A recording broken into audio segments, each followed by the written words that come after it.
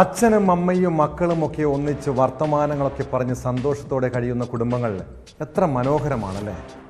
മുൻപൊക്കെ ബന്ധുക്കളും അയൽവാസികളും മാത്രമാണ് സാധാരണ ഒരു മലയാളിയുടെ ലോകം.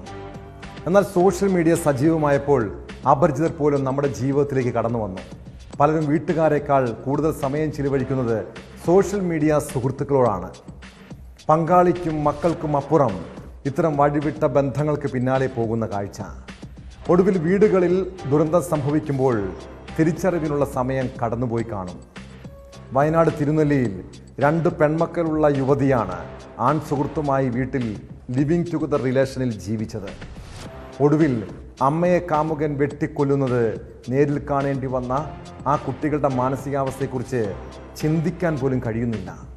ഇതോടൊപ്പം പത്തനംതിട്ടയിൽ സംശയത്തെ തുടർന്ന് ഭാര്യയെയും മക്കളെയും പെട്രോൾ ഒഴിച്ച് കൊലപ്പെടുത്താൻ ശ്രമിച്ച യുവാവിനെക്കുറിച്ചും കേട്ടു. എന്താണ് നമ്മുടെ വീടുകളിൽ സംഭവിക്കുന്നത്? വിശദമായി പരിശോധിക്കുകയാണ് പോലീസ് പെട്രോൾ. സ്വാഗതം.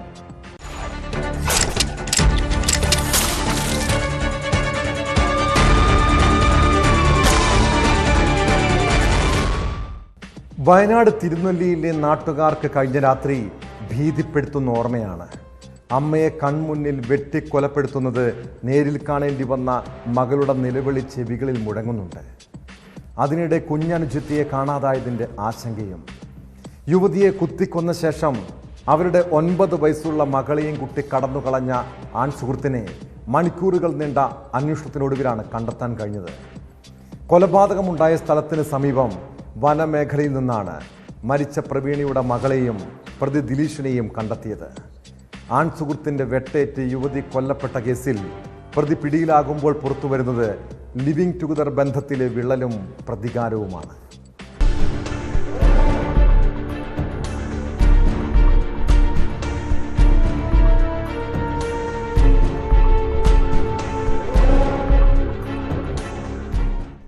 ഞായറാഴ്ച രാത്രി 9 മണിയോടെയാണ് തിരുനെല്ലി സ്വദേശിനി പ്രവീണ കൊല്ലപ്പെട്ടത്. ഇവരോടൊപ്പം കഴിഞ്ഞിരുന്ന ദിലീഷാണ് കൊലപാതകം നടത്തിയത്. ആക്രമണത്തിൽ മൂത്ത മകൾ അനർഘയ്ക്കും പരുക്കേറ്റിരുന്നു. കഴുത്തിനും ചെവിക്കും വെട്ടേറ്റ അനർഘയെ വയനാട് ഗവൺമെന്റ് മെഡിക്കൽ കോളേജ് ആശുപത്രിയിൽ പ്രവേശിപ്പിച്ചിരുന്നു. സംഭവത്തിന് പിന്നാലെ ഇളയകുട്ടി അഭിനയെയും ദിലീഷിനെയും കാണാതായി. ആക്രമണം കണ്ട് ഭയന്ന ഇളയകുട്ടി ഓടി രക്ഷപ്പെടാൻ ശ്രമിക്കുന്നതിനിടെ വഴിതെറ്റി വനത്തിൽ അകപ്പെട്ടിരിക്കാമെന്നായിരുന്നു പോലീസിന്റെ നിഗമനം. എന്നാൽ കുട്ടിയെ ദിലീഷ് തട്ടിക്കൊണ്ട് പോവുകയായിരുന്നു. പിന്നീട് പോലീസും നാട്ടുകാരും ചേർന്ന് നടത്തിയ തെരച്ചിലിൽ രാവിലെയാണ് കുട്ടിയെയും ദിലീഷിനെയും കണ്ടെത്തിയത്. ഭർത്താവ് സുധീഷുമായി അകന്നു കഴിഞ്ഞിരുന്ന പ്രവീണ മക്കളായ അനർഘ, അഭിന എന്നിവർക്കൊപ്പമാണ് വാഗേരിയിൽ താമസിച്ചിരുന്നത്.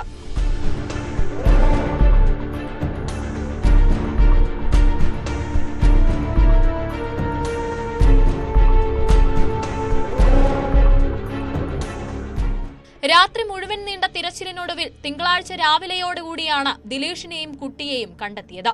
കൊലപാതകം നടന്ന വീടിന് മീറ്ററുകൾക്കപ്പുറത്ത് വനമേഖലയോട് ചേർന്നുള്ള ഒരു ഒഴിഞ്ഞ വീട്ടിലായിരുന്നു ഇരുവരും ഉണ്ടായിരുന്നത്. ദിലീഷ് കുട്ടിയെ ഇവിടെ പിടിച്ചുവെക്കുകയായിരുന്നു.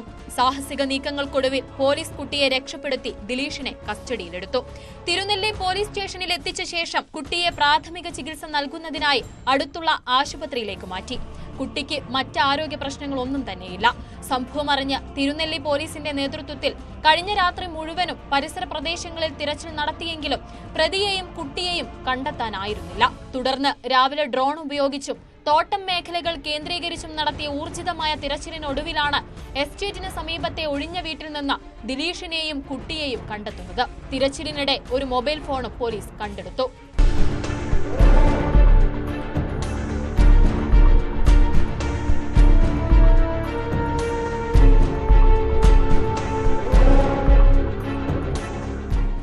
ദിലീഷ് പ്രവീണയെ കൊലപ്പെടുത്താനുള്ള കാരണം സംബന്ധിച്ച് കൃത്യമായ വിവരം ഇനിയും ലഭ്യമായിട്ടില്ല.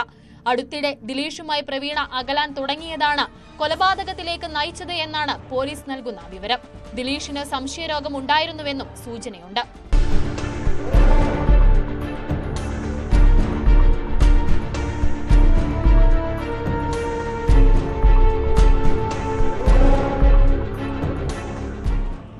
ന്യൂസ് 18 വയനാട്.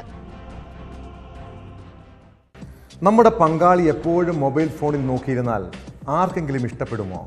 ഇക്കാലത്ത് പല വീടുകളിലെയും പ്രശ്നങ്ങൾക്ക് കാരണം അതാണ്. വീട്ടിൽ മക്കളുമായി സംസാരിക്കാൻ പോലും ആർക്കും സമയമില്ല.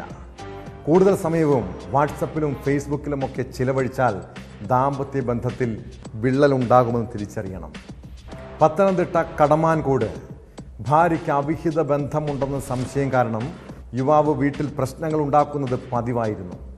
അങ്ങനെ യുവതി മക്കളെയും കുട്ടി വീട് വിട്ടിറങ്ങി.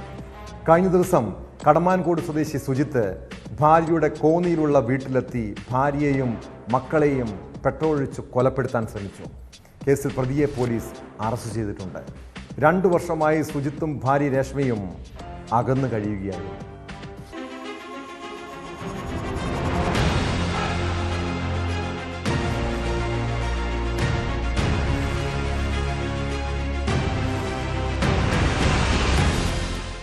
ഇരുപത്തിനാലാം തീയതി രാത്രിയാണ് സുജിത്ത് ഭാര്യ രേഷ്മയുടെ കുടുംബ വീടായ കോന്നി അരുവാപുലം തോപ്പിൽ മിച്ച ഭൂമിയിലെത്തി ഭാര്യയെയും മക്കളെയും പെട്രോൾ ഒഴിച്ച് കൊലപ്പെടുത്താൻ ശ്രമിച്ചത്.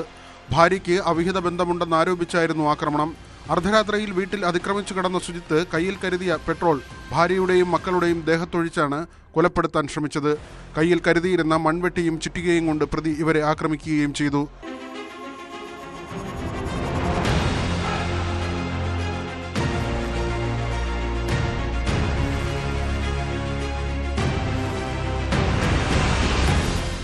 കുളത്തൂപ്പുഴയിലായിരുന്ന രേഷ്മ ഭർത്താവുമായി പിണങ്ങി 2 വർഷമായി കോന്നി ആരുവാപുലത്തുള്ള കുടുംബ വീട്ടിലാണ് താമസിച്ചിരുന്നത്. രേഷ്മയുടെ പരാതിയിൽ കേസെടുത്ത കോന്നി പോലീസ് സംഭവസ്ഥലത്തെത്തി തെളിവുകൾ ശേഖരിച്ചു. പ്രതി കയ്യിൽ കരുതിയ പെട്രോൾ നിറച്ച കുപ്പിയും ലൈറ്ററും ചുറ്റികയും പോലീസ് കണ്ടെടുത്തു.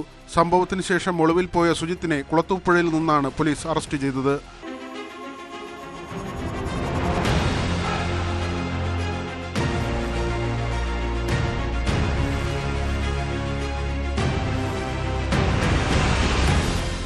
ന്യൂസ് 18 പത്തനംതിട്ട. എൻ്റെ കുടുംബജീവിതം തകരാൻ കാരണം നിങ്ങളാണ്. കൊല്ലം കുലശേഖരപുരത്ത് ഭാര്യയെ പിണങ്ങിപ്പോയതിന് യുവാവ് പഴിച്ചത് അയാളുടെ അച്ഛനെയാണ്. അതിൻ്റെ വിരോധം മനസ്സിലിട്ട് നടന്ന ആശാകൃഷ്ണൻ പിതാവ് കൃഷ്ണൻകുട്ടി നായരെ കൊലപ്പെടുത്തിയ കേസ് പലരും മറക്കാനിടയില്ല. 2023 നാടിനെ നടുക്കിയ സംഭവം ഉണ്ടായത്. അച്ഛനെ മകൻ ആക്രമിക്കുന്നത് തടയാൻ ശ്രമിച്ച അമ്മയെയും അയാൾ ക്രൂരമായി മർദ്ദിച്ചിരുന്നു. പിന്നീട് മനോവിഷമത്തിൽ കഴിഞ്ഞ അമ്മയും കഴിഞ്ഞ വർഷം മരണത്തിന് കീഴടങ്ങി. അച്ഛനെ കൊലപ്പെടുത്തിയ കേസിൽ 2 വർഷങ്ങൾക്ക് ശേഷം ആശാകൃഷ്ണൻ കുറ്റക്കാരനെന്ന് കോടതി കണ്ടെത്തിയിരിക്കുന്നു. പ്രതിക്കുള്ള ശിക്ഷ ഇന്ന് വിധിക്കും.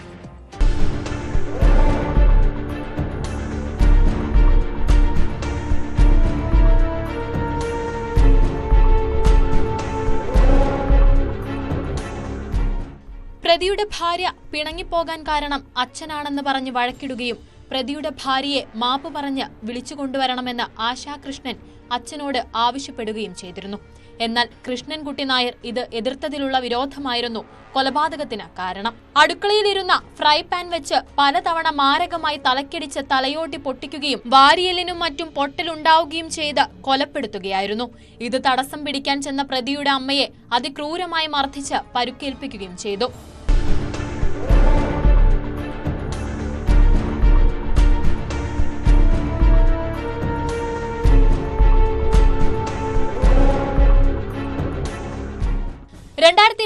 മാർച്ച് 10 കരുനാഗപ്പള്ളി പോലീസ് രജിസ്റ്റർ ചെയ്ത കേസിൽ സംഭവ ദിവസം തന്നെ പ്രതിയെ പിടികൂടി.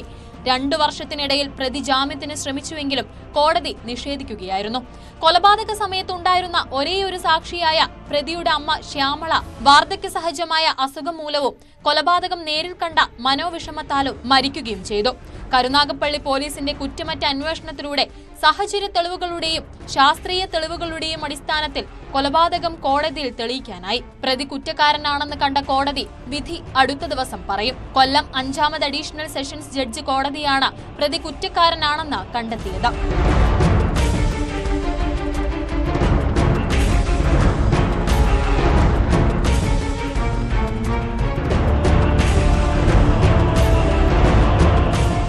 ന്യൂസ് 18 കൊട്ടാരക്കര. ഇൻസ്റ്റഗ്രാമിലും ഫേസ്ബുക്കിലും ഒക്കെ അപരിചിതരായ യുവതികൾ നിങ്ങളുടെ സൗഹൃദം കൂടാൻ വരാറുണ്ടോ? എങ്കിൽ സൂക്ഷിക്കണം കേട്ടോ. ഇൻസ്റ്റഗ്രാമിലൂടെ പരിചയപ്പെട്ട ഒരു യുവതിയുടെ പ്രണയക്കെണിയിൽ വീണതാണ് തിരുവനന്തപുരം കാട്ടാക്കട സ്വദേശി അനുരാജ്. പിന്നീട് അയാൾക്ക് എന്താണ് സംഭവിച്ചതെന്ന് അറിയണ്ടേ? യുവതിയുമായി അടുപ്പത്തിലായ അനുരാജ് അവർ ഫോൺ വിളിച്ചതനുസരിച്ച് കഴക്കൂട്ടത്തെത്തി. പിന്നീട് ഭീഷണിപ്പെടുത്തി ആഡംബര കാറും പണവും സ്വർണ്ണാഭരണങ്ങളും മൊബൈൽ ഫോണും തട്ടിയെടുത്തു. ഹണി ട്രാപ്പ് വഴി തട്ടിപ്പ് നടത്തിയ കേസിൽ 3 പേർ പോലീസിന്റെ പിടിയിലായിട്ടുണ്ട്.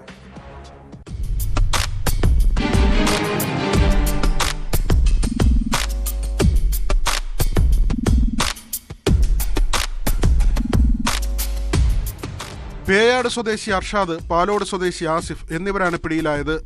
റൌഡി ലിസ്റ്റിൽ ഉൾപ്പെട്ട ആളാണ് അർഷാദ്. ഹണി ട്രാപ്പിലൂടെ യുവാവിനെ കഴക്കൂട്ടത്ത് വിളിച്ചു വരുത്തി ഔഡി കാറും സ്വർണ്ണാഭരണവും മൊബൈലും തട്ടിയെടുത്ത കേസിൽ നേരത്തെ ഒരാൾ അറസ്റ്റിലായിരുന്നു. നെയ്യാറ്റിൻകര സ്വദേശി കാർത്തിക്കാണ് പിടിയിലായത്. സംഭവവുമായി ബന്ധപ്പെട്ട് കഴക്കൂട്ടം പോലീസിന്റെ അന്വേഷണത്തിലാണ് ആലപ്പുഴയിൽ നിന്ന് കാർത്തിക് പിടിയിലായത്. കഴിഞ്ഞ വെള്ളിയാഴ്ച രാത്രിയാണ് കാട്ടാക്കട മാറനല്ലൂർ രാജ്ഭവനിൽ അനുരാജിന്റെ ഔഡി കാറും പണവും സ്വർണ്ണാഭരണങ്ങളും മൊബൈൽ ഫോണും തട്ടിയെടുത്തത്. യുവതിയെ ഉപയോഗിച്ച് കഴക്കൂട്ടത്തേക്ക് ഹണി ട്രാപ്പിലൂടെ വിളിച്ചു വരുത്തുകയായിരുന്നു. സാമ്പത്തിക ഇടപാടുമായി ബന്ധപ്പെട്ടാണ് കാർ തട്ടിയെടുത്തതെന്നാണ് പോലീസ് പറയുന്നത്.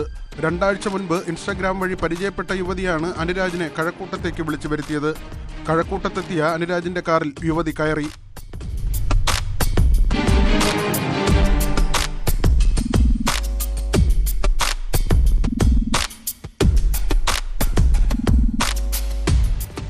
ഇതേസമയം കാറിന്റെ ലൊക്കേഷൻ വാട്സപ്പ് വഴി പ്രതികൾക്ക് യുവതി കൈമാറി. ബൈപ്പാസ് ജംഗ്ഷനിൽ വെച്ച് അനുരാജിന്റെ കാർ ഇന്നോവ കാറിലെത്തിയ പ്രതികൾ തടഞ്ഞു. തുടർന്ന് കത്തികാട്ടി ഭീഷണിപ്പെടുത്തി അനുരാജിന്റെ കഴുത്തിലുണ്ടായിരുന്ന 3 പവന്റെ സ്വർണ്ണമാല കവർന്നു. ഇതിനുശേഷം മർദ്ദിക്കുകയും ചെയ്തു.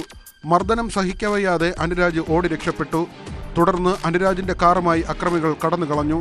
കാറിനുള്ളിൽ 1.5 ലക്ഷം രൂപ വില വരുന്ന മൊബൈൽ ഫോണുകളും 4,17,000 രൂപയും ഉണ്ടായിരുന്നതായി അനുരാജ് പോലീസിന് നൽകിയ മൊഴിയിൽ പറയുന്നു.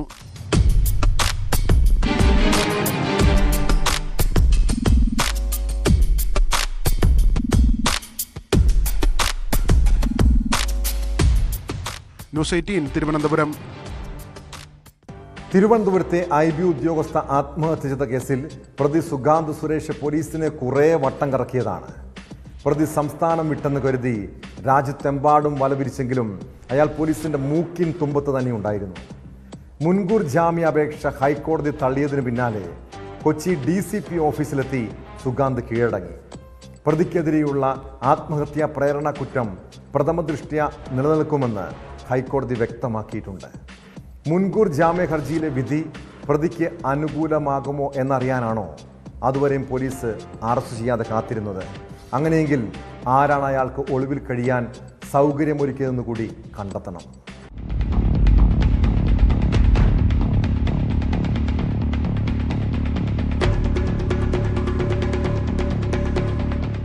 സുഗാന്തിന്റെ മുൻകൂർ ജാമ്യാപേക്ഷ പരിഗണിച്ച കോടതി പ്രതിക്കെതിരെയുള്ള ആത്മഹത്യാ പ്രേരണ കുറ്റം പ്രഥമദൃഷ്ട്യാ നിലനിൽക്കുമെന്ന് വ്യക്തമാക്കി. കേസിൽ പുറത്തുവന്ന തെളിവുകൾ ഒരു മഞ്ഞുമലയുടെ അറ്റം മാത്രമാണെന്നും ഇനിയും നിരവധിയായ തെളിവുകൾ പ്രതിക്കെതിരെ പുറത്തുവരേണ്ടതുണ്ടെന്നും നിരീക്ഷിച്ച കോടതി പ്രതിക്ക് കീഴടങ്ങാമെന്നും വാക്കാൽ പറഞ്ഞു. IB ഉദ്യോഗസ്ഥ ആത്മഹത്യ ചെയ്ത 2 മാസം കഴിഞ്ഞിട്ടും പ്രതിയെ പിടികൂടാൻ കഴിയാത്ത പോലീസിനു മുന്നിൽ ജാമ്യാപേക്ഷ തള്ളി മണിക്കൂറുകൾക്കുള്ളിൽ സുഗാന്ത് സുരേഷ് കീഴടങ്ങി. കൊച്ചി DCP ഓഫീസിലെത്തിയാണ് സുഗാന്ത് കീഴടങ്ങിയത്. അവിടെ നിന്നും സെൻട്രൽ പോലീസ് സ്റ്റേഷനിലേക്ക്. വൈകിട്ടോടെ പ്രതിയെ തിരുവനന്തപുരത്തെ ക്രൈംബ്രാഞ്ച് യൂണിറ്റിന് കൈമാറി.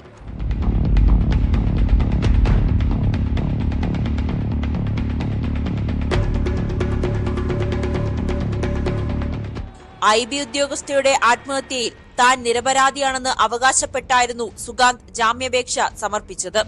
യുവതിയുമായി താൻ പ്രണയത്തിലായിരുന്നുവെന്നും വിവാഹം കഴിച്ച് ജീവിക്കാൻ ആഗ്രഹിച്ചുവെങ്കിലും ഇതിനെ എതിർത്ത വീട്ടുകാരുടെ സമ്മർദ്ദം മൂലം ആത്മഹത്യ ചെയ്യുകയായിരുന്നുവെന്നായിരുന്നു വാദം. എന്നാൽ കേസ് അന്വേഷണത്തിൽ തെളിയുന്നത് വ്യത്യസ്തമായ കാര്യങ്ങളാണെന്ന് കോടതി പറഞ്ഞു. 1 ബന്ധങ്ങളുമായാണ് പ്രതി മുന്നോട്ടുപോയത്. മരിച്ച യുവതി തന്റെ ശമ്പളം പോലും പ്രതിക്ക് അയച്ചു കൊടുത്തിരുന്നു. എല്ലാവിധത്തിലും യുവതിക്കുമേൽ പ്രതി ആധിപത്യം സ്ഥാപിച്ചിരുന്നു. യുവതിയുടെ മരണത്തിന് പ്രേരിതമാകുന്ന കാര്യങ്ങൾ കൂടി പ്രതിയുടെ ഭാഗത്തു നിന്നുണ്ടായെന്ന് തെളിഞ്ഞതായും കോടതി വ്യക്തമാക്കി. കേസ് ഡയറിയിലെ വിവരങ്ങൾ ചോർന്നതെങ്ങനെയാണെന്ന് പരിശോധിക്കുവാനും കോടതി നിർദ്ദേശം നൽകി. യുവതിയും സുഗാന്തുമായുള്ള ടെലിഗ്രാം ചാറ്റുകൾ കഴിഞ്ഞ ദിവസം പുറത്തു വന്നിരുന്നു.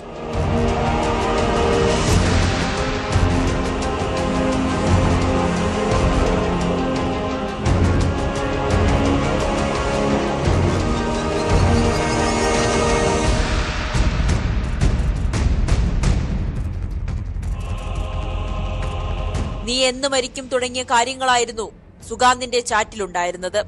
കഴിഞ്ഞ മാർച്ച് 24-നാണ് തിരുവനന്തപുരം പേട്ടയ്ക്ക് സമീപം റെയിൽവേ ട്രാക്കിൽ പത്തനംതിട്ട സ്വദേശിയായ IB ഉദ്യോഗസ്ഥയെ മരിച്ച നിലയിൽ കണ്ടെത്തിയത്.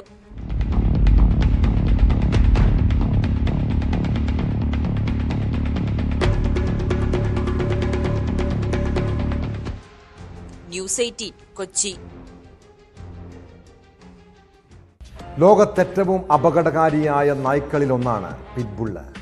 ഇരകളെ വളരെ ക്രൂരമായി ആക്രമിക്കുന്ന ഈ നായയെ വളർത്തുന്നതിൽ കേന്ദ്ര സർക്കാർ നിരോധനം ഏർപ്പെടുത്തിയതാണ്. ഉടമയുടെ പരിശീലനത്തിൽ നിന്നാണ് ഈ ആക്രമണ സ്വഭാവം പിറ്റ്ബുള്ളിന് ലഭിക്കുന്നത്. ഇങ്ങനെ നമ്മുടെ നാട്ടിൽ വളർത്താൻ പാടില്ലാത്ത പിറ്റ്ബുള്ള് വർക്കല ഹരിഹരപുരത്തെ ഒരു വീട്ടിലുണ്ട്. നായയുടെ ഉടമ സനൽ അയൽവാസികളെയും മറ്റും ആക്രമിക്കുന്നതിനാണ് അതിനെ വളർത്തിയിരുന്നത്.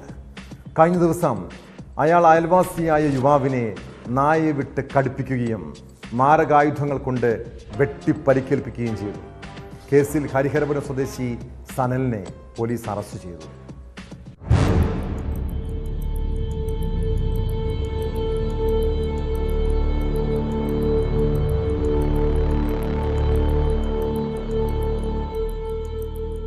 കഴിഞ്ഞ 5-ാം തീയതിയായിരുന്നു ആക്രമണം. പ്രതിയെ കളിയാക്കിയതിനെ തുടർന്നുണ്ടായ വൈരാഗ്യമാണ് ആക്രമണത്തിൽ കലാശിച്ചത്. രഞ്ജിത്ത് രാത്രിയിൽ ബന്ധുവിന്റെ വീട്ടിൽ പോകുന്ന വഴി കല്ലിൽ തട്ടി വീഴുന്നത് കണ്ട് അടുത്തെത്തിയ പ്രതി ഇയാളെ വീടിന്റെ അടുക്കളയിലേക്ക് വലിച്ചിഴച്ചു കൊണ്ടുപോയി മരപടിയെടുത്ത് ദേഹത്ത് പല ഭാഗത്തും മർദ്ദിച്ചു. അടിയേറ്റ് തറയിൽ വീണ രഞ്ജിത്തിന്റെ അടിവയറ്റിൽ ചവിട്ടുകയും പ്രതി വളർത്തുന്ന വിദേശ ഇനം പട്ടിയെ അഴിച്ചുവിട്ട് ആക്രമിക്കുകയും ചെയ്തു. രക്ഷപ്പെടാൻ ശ്രമിച്ച രഞ്ജിത്തിനെ വാൾ കൊണ്ട് വെട്ടുകയും ചെയ്തു.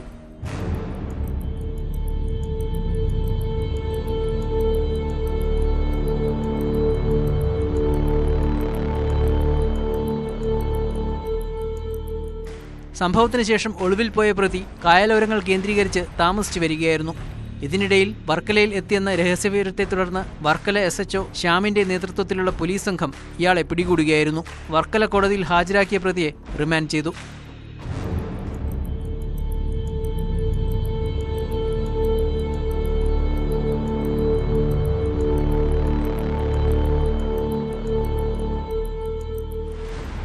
ന്യൂസ് 18 ആറ്റിങ്ങൽ.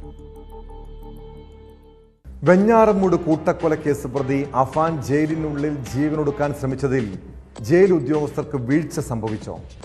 കൂട്ടക്കൊല നടത്തിയ കുറ്റവാളിക്ക് മേൽ കാര്യമായ ശ്രദ്ധ ചെലുത്തണമെന്നിരിക്കെ അതുണ്ടായില്ല എന്ന് വിമർശനമുണ്ട്. ഇതോടെ വീഴ്ച സംഭവിച്ച ജയിൽ ഉദ്യോഗസ്ഥർക്കെതിരെ നടപടി ഉണ്ടാകുമെന്നാണ് സൂചന. കഴുത്തിലെ ഞരമ്പുകൾക്ക് കാര്യമായ പരുക്ക് പറ്റിയത് ഓർമ്മശക്തിയെ ബാധിക്കുമെന്ന സ്ഥിതിയാണ്. അങ്ങനെയെങ്കിൽ കുറ്റപത്രം സമർപ്പിക്കപ്പെടുന്ന കേസുകളിൽ വിചാരണ നടപടികൾ ഉടൻ ആരംഭിക്കാൻ കഴിയാത്ത സാഹചര്യവും ഉണ്ടാകും.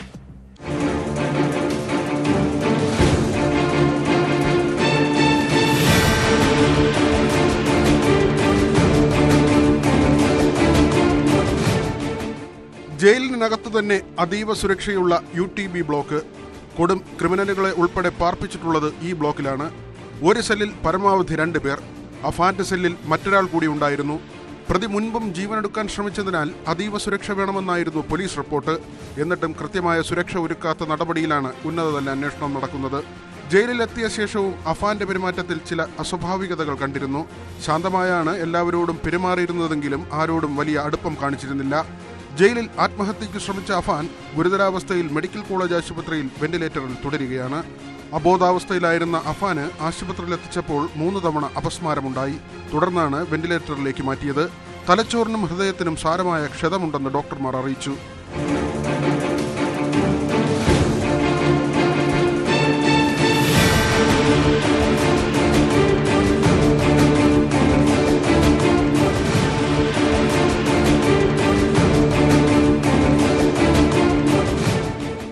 അഫാന്റെ ആരോഗ്യനില കേസുകളെയും ബാധിക്കും. കുറ്റപത്രം സമർപ്പിച്ച് വിചാരണ തുടങ്ങാൻ പ്രതിയുടെ സാന്നിധ്യം ആവശ്യമാണ്. ഓർമ്മശക്തി നഷ്ടമായാൽ വിചാരണ വൈകും. അഫാൻ വിഷാദരോഗത്തിന്റെ പിടിയിലായിരുന്നുവെന്ന് ജയിൽ അധികൃതർ വ്യക്തമാക്കി. വിഷാദരോഗത്തിന് ഡോക്ടർമാരെയും കണ്ടിരുന്നു. ആത്മഹത്യാ പ്രവണത കാട്ടിയിരുന്നു. അതിനാൽ സദാസമയവും ജയിൽ അധികൃതരുടെ നിരീക്ഷണത്തിലായിരുന്നു അഫാൻ. സെൻട്രൽ ജയിലിനുള്ളിൽ ജീവനെടുക്കാൻ ശ്രമിച്ച സംഭവത്തിൽ ജയിൽ ഉദ്യോഗസ്ഥർക്കെതിരെ നടപടിയുണ്ടാകും.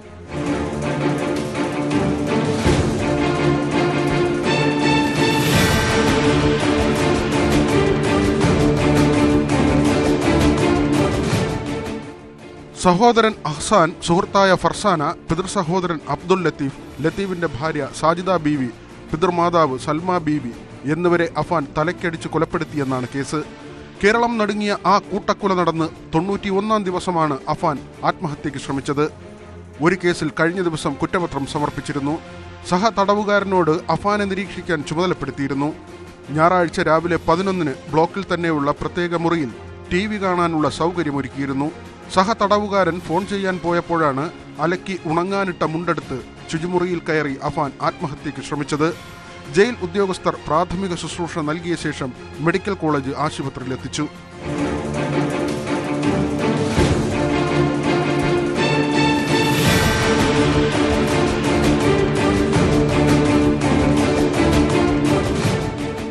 പിതാവ് വിദേശത്ത് കുടുങ്ങിയപ്പോൾ അഫാനും അമ്മയും സഹോദരനും അടങ്ങിയ കുടുംബത്തിന് 48 ലക്ഷം രൂപയോളം കടം പെരുകി. ഇതിൽ വഴക്ക് പറഞ്ഞതിന്റെയും കടം വീട്ടാൻ സഹായിക്കാത്തതിന്റെയും വൈരാഗ്യത്തിലാണ് ഉറ്റവരെ അഫാൻ കൊലപ്പെടുത്തിയതെന്നാണ് കേസ്. കൊലപാതകങ്ങൾക്ക് ശേഷം വിഷം കഴിച്ച് ആത്മഹത്യയ്ക്ക് ശ്രമിച്ച അഫാൻ പോലീസ് കസ്റ്റഡിയിലും ജീവനൊടുക്കാൻ ശ്രമിച്ചിരുന്നു. വെന്റിലേറ്ററിൽ നിന്ന് മാറ്റിയാലും 3-4 മാസം ചികിത്സ വേണ്ടിവരും. 48 മണിക്കൂർ വെന്റിലേറ്റർ നിരീക്ഷണത്തിന് ശേഷമാകും അടുത്ത നടപടികളിലേക്ക് ആശുപത്രി അധികൃതർ കടക്കുക. അന്വേഷണ ഉദ്യോഗസ്ഥരുടെ സഹായത്തോടെ ജയിൽ അധികൃതർ അഫാന്റെ പിതാവ് റഹീമിനെ വിവരമറിയിച്ചിരുന്നു. അഫാൻ കൊലപാതകങ്ങൾക്ക് ശേഷം എലിവിഷം കഴിച്ച് ആത്മഹത്യയ്ക്ക് ശ്രമിച്ചിരുന്നു. അന്നും മെഡിക്കൽ കോളേജ് ആശുപത്രിയിലായിരുന്നു ചികിത്സ.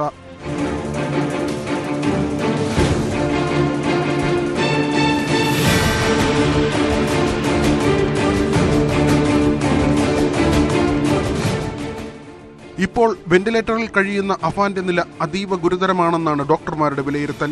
തൂങ്ങി മരിക്കാനുള്ള ശ്രമത്തിൽ അഫാന്റെ കഴുത്തിലെ ഞരമ്പുകൾക്ക് മാരകമായ പരിക്കേറ്റിട്ടുണ്ട്. ഇപ്പോൾ അബോധാവസ്ഥയിലാണ്. സാധാരണ ജീവിതത്തിലേക്ക് തിരികെ എത്തിക്കാൻ ഡോക്ടർമാർ തീവ്ര ശ്രമം നടത്തുന്നുണ്ട്. ഓർമ്മശക്തി തിരികെ ലഭിക്കാൻ ചികിത്സ തുടരേണ്ടി വരുമെന്നാണ് വിലയിരുത്തൽ. ശാരീരികമായ മറ്റു ബുദ്ധിമുട്ടുകളും ഉണ്ടാകും.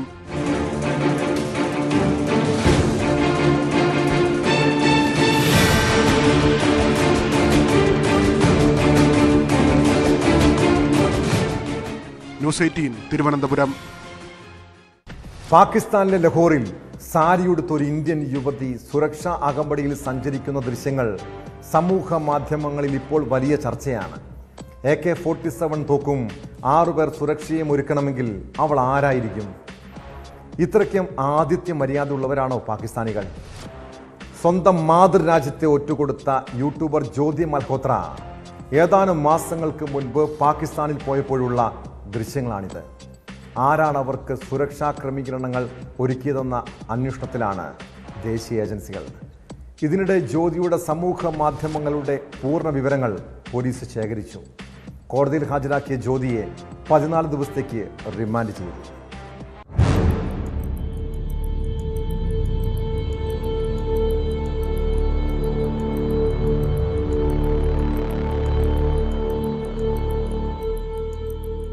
പാകിസ്ഥാൻ ഇന്റലിജൻസ് ഓപ്പറേറ്റീവിന് തന്ത്രപ്രധാന വിവരങ്ങൾ ചോർത്തി നൽകിയതിനാണ് യൂട്യൂബർ ജ്യോതി മൽഹോത്ര പിടിയിലാവുന്നത്. ലഹോറിലെ അനാർക്കലി ബസാറിൽ AK-47 തോക്കുധാരികളായ 6 പേരുടെ സുരക്ഷയിൽ സഞ്ചരിക്കുന്ന ദൃശ്യങ്ങളാണ് പുറത്തുവന്നത്. പാകിസ്ഥാനിലൂടെ യാത്ര ചെയ്ത ഒരു സ്കോട്ടിഷ് യൂട്യൂബറുടെ വ്ലോഗിലാണ് ഈ ദൃശ്യങ്ങൾ ആദ്യം പതിഞ്ഞത്. പാകിസ്ഥാനിലെ ആതിഥ്യ മര്യാദയെക്കുറിച്ച് പുകഴ്ത്തി സംസാരിക്കുന്ന വീഡിയോയും പുറത്തു വന്നിട്ടുണ്ട്. Your first time in Pakistan? No, but 5 times. 5 times? Yeah. How do you feel about Pakistan? I love it. Pakistan Zindabad. Ah, that's great. Do you have to come to India? Have you ever come to India? Yes, I've been to India, yeah. I'm from India. You're from India? Yes. All right, okay. Yeah. What do you think of Pakistan hospitality? Yeah? What do you think of Pakistan hospitality? The place is great. Yeah. Absolutely loving. Nice. Indian പൗരയായ ജ്യോതി മൽഹോത്രയ്ക്ക് പാകിസ്ഥാനിൽ ഈ സുരക്ഷ നൽകുന്നതാരാണ്? അവർക്ക് ചുറ്റും ഇത്രയും തോക്കുധാരികൾ എന്തിനാണ്?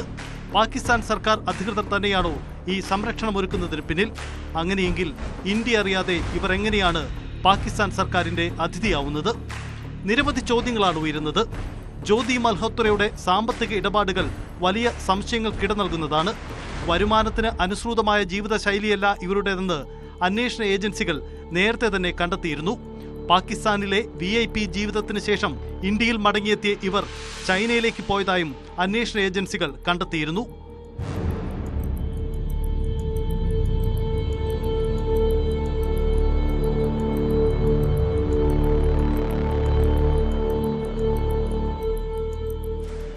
പഹൽഗാം സംഭവത്തിന് പിന്നാലെ NIA നടത്തിയ അന്വേഷണത്തിലാണ് പ്രമുഖ യൂട്യൂബർ ജ്യോതി മൽഹോത്ര സംശയനിഴലിലാവുന്നത്. പലവട്ടം പാകിസ്ഥാനിൽ പോയി വന്ന ജ്യോതി സമൂഹ മാധ്യമങ്ങളിൽ പോസ്റ്റ് ചെയ്ത പാകിസ്ഥാൻ അനുകൂല വീഡിയോകളും NIA പരിശോധിച്ചു. രാജ്യത്തെ ജ്യോതിയുടെ നീക്കങ്ങൾ നിരീക്ഷിച്ച അന്വേഷണ സംഘം കണ്ടെത്തിയത് ഞെട്ടിക്കുന്ന കാര്യങ്ങളാണ്. കേരളത്തിലടക്കം പലവട്ടം വന്നുപോയ ജ്യോതി രാജ്യത്ത് ട്രാവൽ വ്ലോഗിംഗിന്റെ മറവിൽ ചാരവൃത്തി നടത്തിയെന്നതിന് നിരവധി തെളിവുകൾ അന്വേഷണ സംഘം ശേഖരിച്ചു. പാകിസ്ഥാനിലെ തന്ത്രപ്രധാന വ്യക്തികളുമായി ജ്യോതി നിരന്തരം ആശയവിനിമയം നടത്തിയതിനും തെളിവ് ലഭിച്ചു. ഇന്ത്യയിൽ ജ്യോതി ബന്ധപ്പെട്ട വ്യക്തികളും സംശയത്തിന്റെ നിഴലിലായി. ഇതിനിടെ ജ്യോതിയുടെ സമൂഹ മാധ്യമ നീക്കങ്ങൾ പൂർണ്ണമായി ശേഖരിക്കാനാണ് അന്വേഷണ സംഘത്തിന്റെ നീക്കം. മെറ്റയിൽ നിന്ന് ഇത് സംബന്ധിച്ച പൂർണ്ണ വിവരങ്ങൾ അന്വേഷണ ഏജൻസിക്ക് ലഭ്യമായി. കോടതിയിൽ ഹാജരാക്കിയ ജ്യോതിയെ 14 ദിവസത്തേക്ക് റിമാൻഡ് ചെയ്തു. ചോദ്യം ചെയ്യാനായി വീണ്ടും ജ്യോതിയെ പോലീസ് കസ്റ്റഡിയിൽ വാങ്ങും.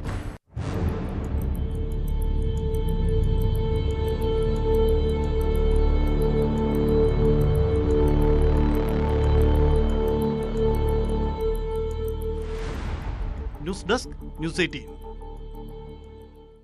പാകിസ്ഥാനു വേണ്ടി ചാരപ്രവർത്തനം നടത്തുന്നവൻ രാജ്യത്തെ ഒറ്റുകൊടുക്കുന്നവനാണ്. അതൊരു ജവാനാണെങ്കിലോ അയാളെ അങ്ങനെ വെറുതെ വിടാൻ കഴിയുമോ?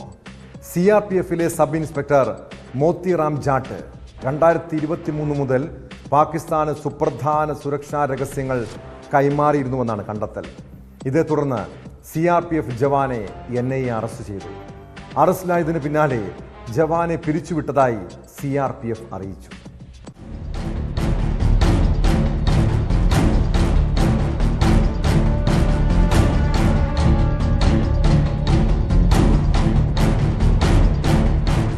സെൻട്രൽ റിസർവ്ഡ് പോലീസ് ഫോഴ്സിലെ സബ് ഇൻസ്പെക്ടർ മോത്തിറാം ജാട്ടിനെ ഇന്ന് രാവിലെയാണ് നാഷണൽ ഇൻവെസ്റ്റിഗേഷൻ ഏജൻസി അറസ്റ്റ് ചെയ്തത്. ചാരപ്രവർത്തന സംശയത്തെ തുടർന്ന് കഴിഞ്ഞ കുറച്ചു നാളായി മോത്തിറാം നിരീക്ഷണത്തിലായിരുന്നു. 2023 മുതൽ സുപ്രധാന സുരക്ഷാ രഹസ്യങ്ങൾ പാകിസ്ഥാന് കൈമാറിയിരുന്നുവെന്നും കണ്ടെത്തി. പാകിസ്ഥാൻ ഇന്റലിജൻസ് ഓഫീസർമാർക്കാണ് വിവരങ്ങൾ കൈമാറിയിരുന്നത്. പ്രതിഫലമായി പല ചാനലുകൾ വഴി മോത്തിറാം പണം സ്വീകരിച്ചിരുന്നതായും കണ്ടെത്തി.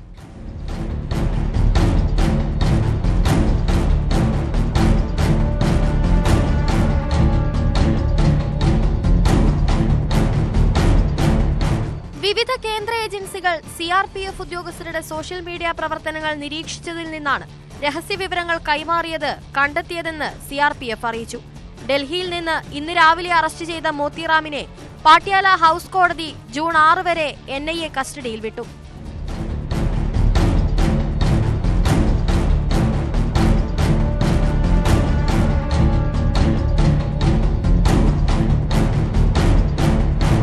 National desk, news 18. സൗദി അറേബ്യയിലെ ജയിലിൽ കഴിയുന്ന കോഴിക്കോട് ഫറൂഖ് സ്വദേശി അബ്ദുൾ റഹീമിന്റെ മോചനത്തിന് വഴിയൊരുങ്ങുന്നു. 1 വർഷത്തിനുള്ളിൽ റഹീമിന്റെ മോചനമുണ്ടായേക്കും. റഹീമിന്റെ മോചന കാര്യത്തിൽ സൗദി കോടതി നിർണായക വിധി പുറപ്പെടുവിച്ചതോടെ നാളുകൾ നീണ്ട പ്രാർത്ഥനകൾക്കാണ് ഫലം കാണുന്നത്. സൗദി ബാലൻ കൊല ചെയ്യപ്പെട്ട കേസിൽ കഴിഞ്ഞ ജൂലൈയിൽ റഹീമിന്റെ വധശിക്ഷ റദ്ദാക്കിയ കോടതി പൊതു അവകാശ നിയമപ്രകാരം 20 വർഷം തടവ് ശിക്ഷ അനുഭവിച്ചാൽ മതിയെന്ന് ഉത്തരവിട്ടു. നിലവിൽ 19 വർഷത്തിലധികം ജയിലിൽ കിടന്നതിനാൽ അടുത്ത വർഷം ശിക്ഷാ കാലാവധി പൂർത്തിയാക്കി പുറത്തിറങ്ങാൻ കഴിയുമെന്നാണ് പ്രതീക്ഷ.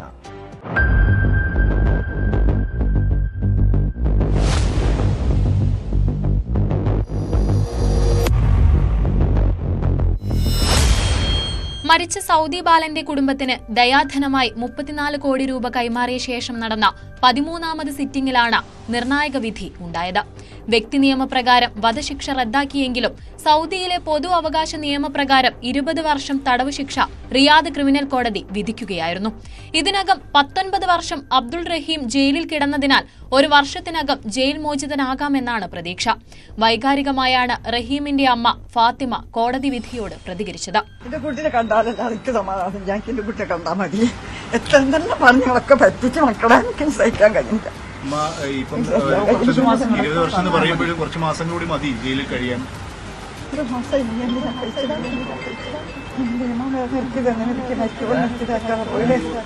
റഹീമിന്റെ ചോര സൗദി മണ്ണിൽ വീഴ്ത്തണമെന്നായിരുന്നു സൗദി കുടുംബത്തിന്റെ ആഗ്രഹം. പ്രാപ്യമാവാത്ത തുക എന്ന രീതിയിലാണ് 34 കോടി രൂപ പറഞ്ഞത്. എന്നാൽ ലോകമെമ്പാടുമുള്ള ജനങ്ങളുടെ സഹായത്താൽ ആ തുക സാധ്യമാവുകയായിരുന്നുവെന്ന സഹോദരൻ. എല്ലാവരോടും നന്ദി. അന്നും ഇന്നും നമുക്ക് പറയാനുള്ളത് നിങ്ങളോട് എല്ലാവരോടും നന്ദിയാണ് എനിക്ക് പറയാനുള്ളത്. കുടുംബത്തിന്റെ ഈ മാധ്യമപ്രവർത്തകർ, അതുപോലെ യൂട്യൂബേഴ്സ്, ഒരുപാട് ആളുകൾ നമുക്കും വേണ്ടി ശ്രമിച്ചിട്ടുണ്ട്. നമ്മൾ ഒരു രൂപ ഇല്ലാതെ നിങ്ങളോട് സമൂഹത്തോട് ചോദിച്ചു 34 കോടി അതിലപ്പുറം തന്നിട്ട് നമ്മളെ സഹായിച്ചു. അപ്പൊ നിങ്ങളൊക്കെയാണ് ഈ ലോകത്ത് അറിയിച്ചത്. എല്ലാവരോടും നന്ദി അറിയിക്കുകയാണ്. ഈ 20 വർഷത്തിൽ ഇനി വളരെ തുച്ഛമായ മാസങ്ങളെ ഉണ്ടാവുള്ളൂ നാട്ടിലേക്ക് എത്താൻ. ശിക്ഷാ കാലാവധി കുറയ്ക്കുന്നതിനായി അപ്പീൽ നൽകുന്നതിനുള്ള സാധ്യതകൾ പരിശോധിക്കുമെന്ന് റഹീം നിയമസഹായ വേദി ഭാരവാഹികൾ അറിയിച്ചു. പബ്ലിക് റൈറ്റ്സ് പ്രകാരം 20 വർഷത്തെ തടവാണ് വിധിച്ചിരിക്കുന്നത്. അത് അറബിക് കലണ്ടറിൽ നോക്കുമ്പോൾ ഏതാണ്ട് ആ ശിക്ഷ കഴിഞ്ഞതായിട്ടാണ് നമുക്ക് മനസ്സിലാക്കാൻ സാധിക്കുന്നത്. ഇത് പിന്നീട് സുപ്രീം കോടതിയിലേക്ക് അയച്ച് അതിന്റെ കാര്യങ്ങളൊക്കെ വരണമെന്നാണ് അവിടുന്ന് നമുക്കൊരു ഏകദേശ രൂപം കിട്ടിയത്. 2006 ഡിസംബർ 24-നാണ് കേസിനാസ്പദമായ സംഭവം. തലയ്ക്കു താഴെ ചലനശേഷി നഷ്ടപ്പെട്ട സ്പോൺസറുടെ മകനെ പരിചരിക്കുന്ന ജോലിയാണ് അബ്ദുൾ റഹീം സൗദിയിൽ ചെയ്തിരുന്നത്. കുട്ടിക്ക് ഭക്ഷണവും വെള്ളവും നൽകിയിരുന്നത് കഴുത്തിൽ ഘടിപ്പിച്ച പ്രത്യേക ഉപകരണം വഴിയായിരുന്നു. കാറിൽ കൊണ്ടുപോകുന്നതിനിടെ കൈ അബദ്ധത്തിൽ കുട്ടിയുടെ കഴുത്തിൽ ഘടിപ്പിച്ച ഉപകരണത്തിൽ തട്ടുകയും കുട്ടി പിന്നീട് മരിക്കുകയും ചെയ്തു. തുടർന്നാണ് അബ്ദുൾ റഹീമിനെതിരെ കൊലക്കുറ്റം ചുമത്തി കേസെടുത്തത്.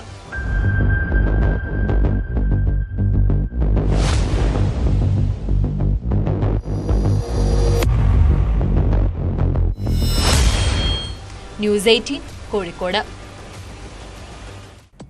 ആലുവയിൽ കുഞ്ഞിനെ പുഴയിലെറിഞ്ഞ് കൊലപ്പെടുത്തിയ കേസിൽ അമ്മയ്ക്ക് പീഡനത്തെക്കുറിച്ച് അറിവില്ലെന്ന് സ്ഥിരീകരിച്ച് പോലീസ്.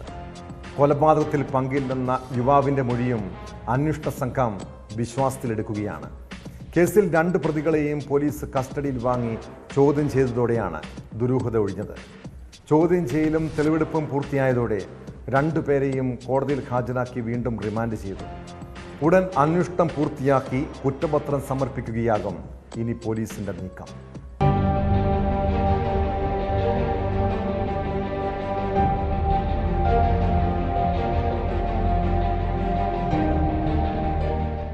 തിരുവാങ്കുളം മറ്റക്കുഴിയിൽ കുട്ടി നിരന്തര പീഡനത്തിന് ഇരയായിരുന്നതായി അമ്മ അറിഞ്ഞിരുന്നില്ലെന്ന് പോലീസ് സ്ഥിരീകരിക്കുന്നു. കസ്റ്റഡിയിൽ വാങ്ങിയുള്ള ചോദ്യം ചെയ്യലിനിടെ കുട്ടി ലൈംഗിക ചൂഷണത്തിന് ഇരയായിരുന്നുവെന്ന വിവരം അമ്മയെ പോലീസ് അറിയിച്ചെങ്കിലും അവർക്ക് അതേക്കുറിച്ച് നേരത്തെ അറിവില്ലെന്നാണ് മനസ്സിലാക്കാൻ കഴിഞ്ഞത്. 3.5 വയസ്സുകാരിയുടെ പോസ്റ്റ്മോർട്ടത്തിലായിരുന്നു ഞെട്ടിപ്പിക്കുന്ന കണ്ടെത്തൽ. കുഞ്ഞുമായുള്ള അടുപ്പം മുതലെടുത്ത് 1.5 വർഷത്തോളമാണ് പിതാവിന്റെ സഹോദരൻ ക്രൂരമായി പീഡിപ്പിച്ചത്. കൊല്ലപ്പെടുന്നതിന് തൊട്ടു മുൻപും കുഞ്ഞ് അതിക്രൂരമായി ഉപദ്രവം നേരിട്ടതിന് തെളിവുകൾ ലഭിച്ചു. കുഞ്ഞുമായുള്ള അടുപ്പം മുതലെടുത്തായിരുന്നു പീഡനം. അമ്മയുടെ അറസ്റ്റ് രേഖപ്പെടുത്തി കോടതിയിൽ ഹാജരാക്കുന്നതിന് തൊട്ടു മുൻപാണ് പെൺകുഞ്ഞിന്റെ പോസ്റ്റ്മോർട്ടം വിവരങ്ങൾ പോലീസിന് ലഭിച്ചത്. മൃതദേഹത്തിലെ ആദ്യഘട്ട പരിശോധനയിൽ തന്നെ കുഞ്ഞ് ക്രൂരപീഡനത്തിന് ഇരയായതായി കളമശ്ശേരി മെഡിക്കൽ കോളേജിലെ ഫോറൻസിക് സർജൻ കണ്ടെത്തുകയായിരുന്നു. തുടർന്ന് യുവാവിനെ ചോദ്യം ചെയ്തതോടെ സംഭവത്തിന്റെ ചുരുളഴിഞ്ഞു. പ്രതി കുറ്റം സമ്മതിച്ചതോടെ പോലീസ് അറസ്റ്റും രേഖപ്പെടുത്തി. പ്രതി കൊച്ചുകുട്ടികളോട് ലൈംഗികാസക്തി പ്രകടിപ്പിക്കുന്നയാളാണെന്ന് അന്വേഷണ സംഘത്തിന് വിവരം ലഭിച്ചു. പ്രതിയുടെ ഇത്തരം സ്വഭാവ വൈകൃതത്തിന്റെ സൂചനകൾ ഫോൺ പരിശോധനയിൽ ലഭിച്ചിരുന്നു. മറ്റു കുട്ടികളെ ഇയാൾ പീഡിപ്പിച്ചിട്ടുണ്ടോ എന്നും പരിശോധിക്കുന്നുണ്ട്.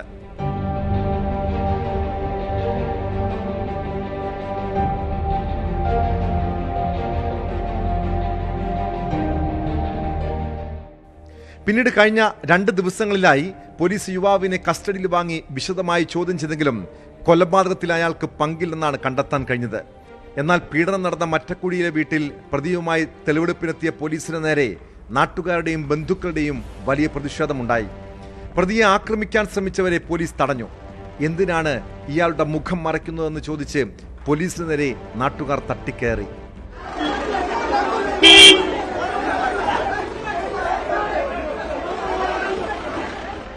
ചോദ്യം ചെയ്യലും തെളിവെടുപ്പും പൂർത്തിയായതോടെ കുഞ്ഞിന്റെ അമ്മയെയും ബന്ധുവായ യുവാവിനെയും കോടതിയിൽ ഹാജരാക്കി വീണ്ടും റിമാൻഡ് ചെയ്തു.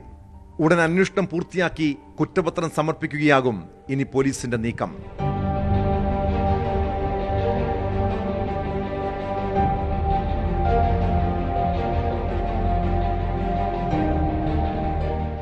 ന്യൂസ് 18 കൊച്ചി. കരുവന്നൂർ ബാങ്ക് തട്ടിപ്പ് കേസ് CPM എന്ന രാഷ്ട്രീയ പ്രസ്ഥാനത്തെ കൂടി പ്രതിപ്പട്ടികയിൽ നിർത്തുന്ന കേസാണ്. ED കോടതിയിൽ സമർപ്പിച്ച കുറ്റപത്രത്തിൽ പാർട്ടിയും പ്രതിയായിരിക്കുന്നു. CPM തൃശൂർ മുൻ ജില്ലാ സെക്രട്ടറിമാരായ MM Varghese, AC Moideen, K Radhakrishnan MP എന്നിവരുൾപ്പെടെ 8 നേതാക്കളും പട്ടികയിലുണ്ട്. അന്തിമ കുറ്റപത്രത്തിൽ പുതിയതായി 27 പേരെ കൂടി പ്രതി ചേർത്തു.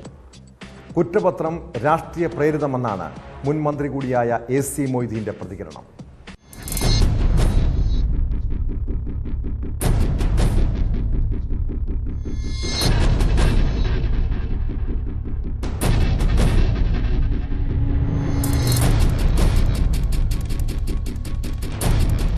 കരുവന്നൂർ ബാങ്കിന്റെ മറവിൽ CPM ജില്ലാ നേതൃത്വത്തിന്റെ അറിവോടെ കള്ളപ്പണം വെളുപ്പിക്കൽ നടന്നെന്നാണ് ഇഡിയുടെ കണ്ടെത്തൽ. തട്ടിപ്പ് നടത്തിയത് വഴി പ്രതികൾ സമ്പാദിച്ചത് 180 കോടി. ഇതിൽ 128 കോടി പ്രതികളുടെ സ്വത്തുക്കളിൽ നിന്നും കണ്ടുകെട്ടിയെന്നും എൻഫോഴ്സ്മെന്റ് ഡയറക്ടറേറ്റ് കലൂർ PMLA കോടതിയിൽ സമർപ്പിച്ച കുറ്റപത്രത്തിൽ പറയുന്നു. മുൻ മന്ത്രി AC മൊയ്തീൻ 67-ാം പ്രതിയും CPMനെ കേസിൽ 68-ാം പ്രതിയുമാക്കി. MM വർഗീസ് 69-ാം പ്രതിയും K രാധാകൃഷ്ണൻ MPയെ 70-ാം പ്രതിയുമാക്കിയാണ് കുറ്റപത്രം സമർപ്പിച്ചത്. ഇഡി മുൻപ് ചോദ്യം ചെയ്ത മുൻ MP PK Biju, Kerala bank vice president MK Kannan തുടങ്ങിയവരെ പ്രതി ചേർത്തിട്ടില്ല. CPM പാർട്ടി ഉൾപ്പെടെ 8 രാഷ്ട്രീയ പ്രവർത്തകരാണ് പ്രതിയായത്.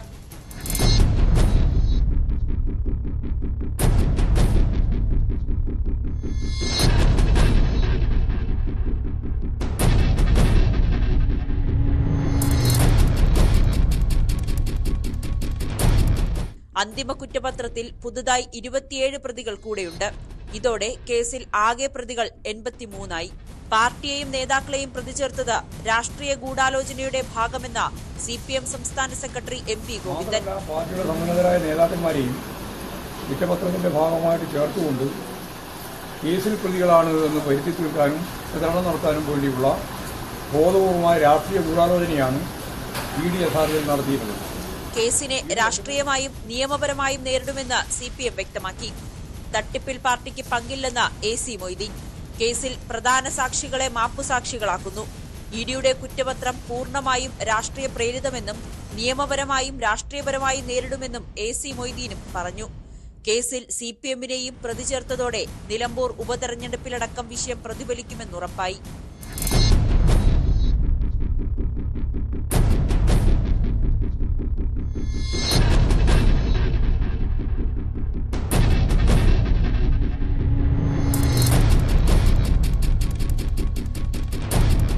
ന്യൂസ് 18 കൊച്ചി.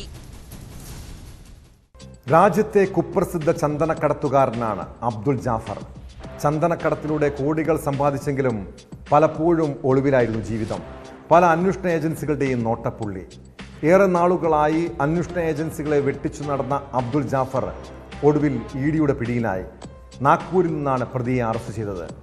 ഇയാളുടെ കോടികൾ വിലമതിക്കുന്ന വസ്തുക്കൾ ഇഡി കണ്ടുകെട്ടുകയും ചെയ്തു.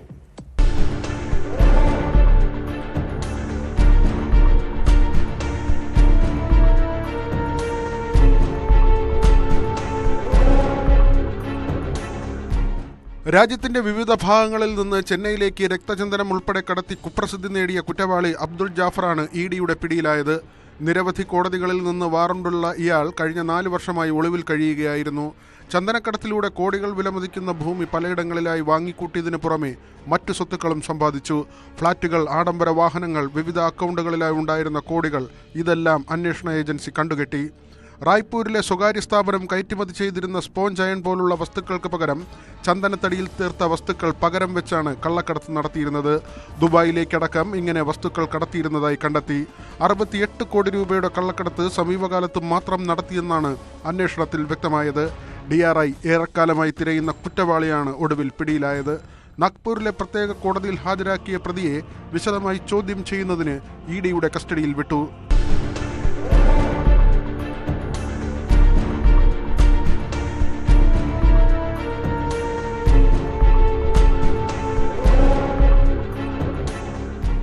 News desk, news 18. കപ്പലിൽ നിന്നുള്ള കണ്ടെയ്നറുകൾ കടലിൽ ഒഴുകി നടക്കുമ്പോൾ അപകടത്തെക്കുറിച്ച് പല സിദ്ധാന്തങ്ങളും പ്രചരിക്കുന്നുണ്ട്. ഏവരും അന്വേഷിക്കുന്നത് എങ്ങനെയാണ് കപ്പൽ മറിഞ്ഞതെന്നാണ്. ഇപ്പോഴും ഉത്തരം കിട്ടാതെ തുടരുന്ന കാര്യവും അതുതന്നെ. അശാസ്ത്രീയമായി കണ്ടെയ്നറുകൾ അടുക്കിയെന്നത് മുതൽ അട്ടിമറി സാധ്യത വരെയും ചർച്ച ചെയ്യപ്പെടുന്നുണ്ട്. മോശം കാലാവസ്ഥയും അപകടങ്ങൾക്ക് ഇടവരുത്താറുണ്ട്. എന്തുതന്നെയായാലും കൊച്ചിയിൽ കപ്പൽ മറിഞ്ഞതിന് പിന്നിലെ ദുരൂഹത പുറത്തു വരേണ്ടത് തന്നെയാണ്.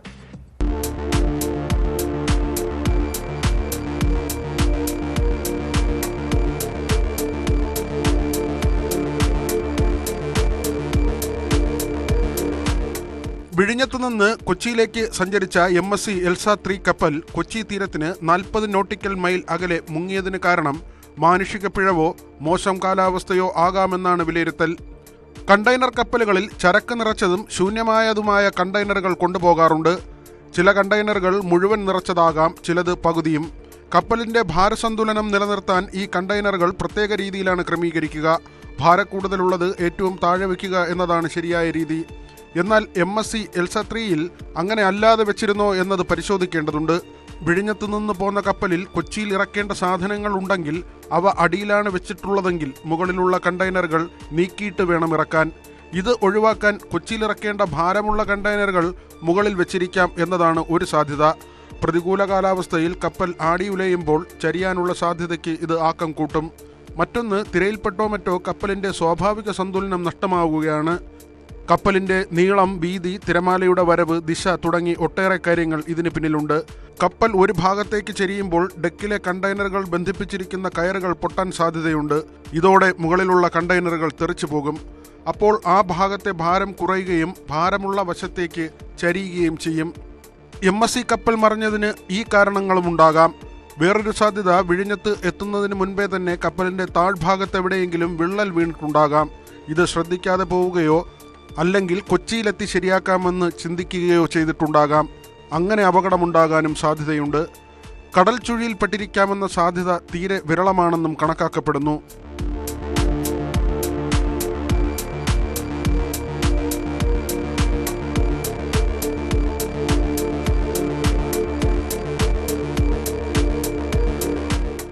ന്യൂസ് 18 തിരുവനന്തപുരം.